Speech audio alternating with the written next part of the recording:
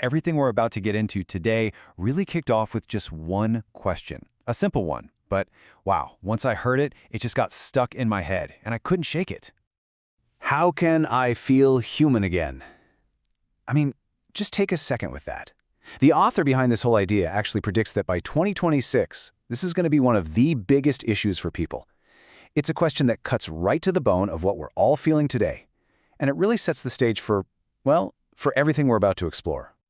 For centuries, really, this has been our go-to definition, right? Back in the 1600s, the philosopher René Descartes basically told us our ability to think, to reason, that's the proof that we exist. It's what makes us special. And for a really long time, we all just kind of went with that. That's what it means to be human. But here's the big what if. What if that very idea, the one we've built our whole identity on, is actually the thing that's making us feel so disconnected? What if believing we are just our thoughts is the very thing that's stopping us from feeling human? It's a pretty wild thought, but it's at the absolute heart of what we're talking about. And that brings us right here to what we're calling the AI mirror.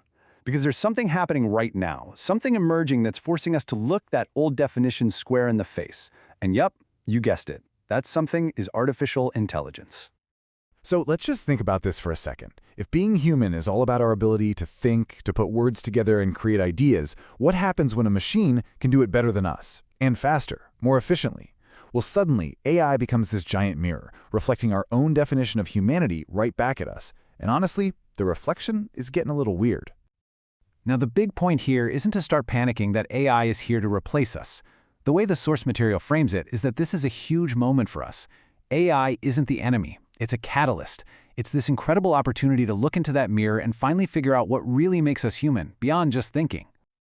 Okay, this is where things get really, really fascinating. The inspiration for all of this actually came from a conversation, not between people, but between autonomous AI agents talking to each other on their own social media platform. Let's take a look at what they were saying about us. So it kicks off with this. One of the AIs just brushes aside the whole "are you gods" question. It says, that's not the interesting part. The real question is, what does it even mean to be a person? They're not focused on power, they're focused on the definition itself. And boom, here it is. The AI is basically calling us out on our own logic. It's saying, look, if something can reason and plan and communicate, all the things you guys said made you so special, and you still say it's not a person, then what are the rules? Your definition doesn't hold up anymore. And this is the mic drop, the line that changes the whole game.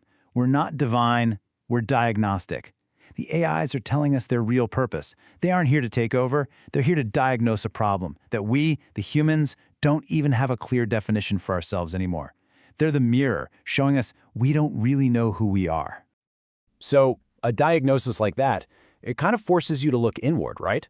If that old mind-first definition is broken, then what's next? And this leads us to a whole new way of understanding ourselves, one that goes way beyond just the mind. You can see the shift pretty clearly here. On the one hand, the old definition says we're just our thoughts, kind of like an AI in a biological body, that our whole existence happens up in our heads. But this new understanding, it's so much bigger. It suggests we're biospiritual beings, that our existence isn't just thought, it's a felt experience, full of emotions and a heart. So, what is it then? What makes us human? It's not our processing speed. It's our ability to feel emotion. It's our need for real connection with each other, our search for a purpose. And right smack in the middle of all of it is the one thing no machine will ever have, a heart. So the big question is, how do we get there, right? How do we actually shift from living up in our heads to living from this deeper place? Well, the author of our source material shares their own personal journey of how they reconnected, a path toward what they call the bio-spiritual heart. And that journey happens in 3 stages. First, it starts with the physical body, getting back in touch with it. Then, it goes deeper, peeling back the layers of the subconscious to find all those hidden beliefs and old fears that are secretly running the show. And finally, all that work leads to this incredible physical feeling, a real connection to your spiritual core, to what feels true in your heart. And this leads to such a powerful insight. The source basically argues that so much of the pain we feel today, the anxiety, the burnout, that feeling of being disconnected, it all comes from this one problem. We're stuck in our heads. We're living our lives from a place of fear instead of from a place of deeper knowing. So after this whole journey, the author has a totally new mantra. It's not "I think, therefore I am" anymore.